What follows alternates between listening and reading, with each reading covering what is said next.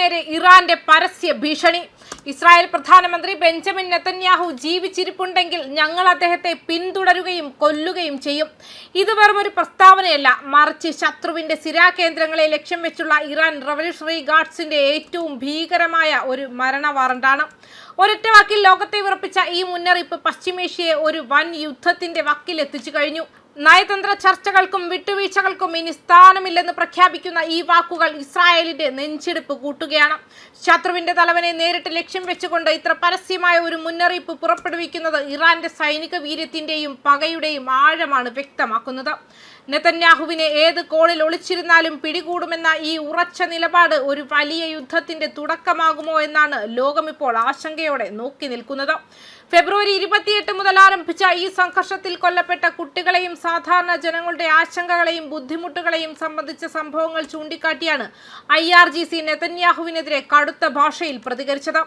ആക്രമണങ്ങൾക്ക് ഉത്തരവാദികളായവർക്ക് ശിക്ഷ ലഭിക്കുന്നതുവരെ പ്രതികാരം തുടരുമെന്ന നിലപാടും അവർ വ്യക്തമാക്കിയിട്ടുണ്ട്.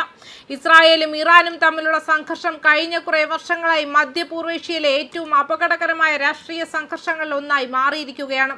പരസ്പരം സൈനിക നീക്കങ്ങളും രഹസ്യ ആക്രമണങ്ങളും ആരോപണങ്ങളും നിറഞ്ഞ ഈ ഏറ്റുമുട്ടൽ ഇപ്പോൾ തുറന്ന സൈനിക നടപടികളിലേക്ക് മാറുന്നുവെന്ന സൂചനകളാണ് പുതിയ സംഭവ വികാസങ്ങൾ നൽകുന്നത്.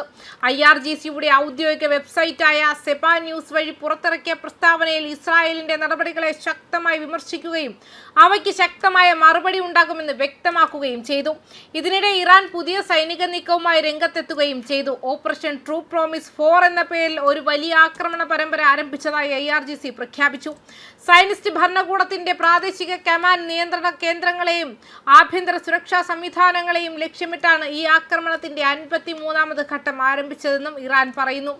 മധ്യപൂർവേഷ്യയിൽ നിലവിൽ നിലനിൽക്കുന്ന സംഘർഷാവസ്ഥയിൽ ഇതൊരു വലിയ തന്ത്രപരമായ നീക്കമായാണ് വിലയിരുത്തപ്പെടുന്നത്.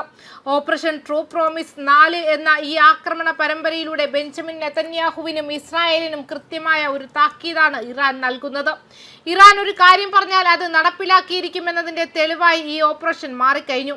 മധ്യപൂർവേഷ്യയിലെ ഭൗമരാഷ്ട്രീയ സമവാക്യങ്ങളെ തന്നെ കടപുഴകി എറിയുന്ന ഈ നീക്കം നെതന്യാഹുവിന്റെ അധികാര കസേരയെ പോലും വിറപ്പിക്കുകയാണ്.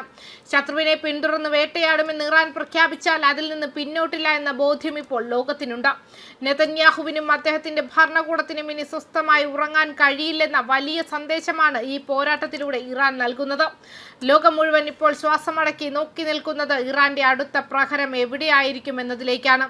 കാരണം ഇറാൻ ഇത് പറഞ്ഞിട്ടുണ്ടെങ്കിൽ അത് ചെയ്തിരിക്കുമെന്നും പ്രഖ്യാപിച്ചിരിക്കുകയാണ്. ന്യൂസ് ഡെസ്ക് കർമ്മ ന്യൂസ്.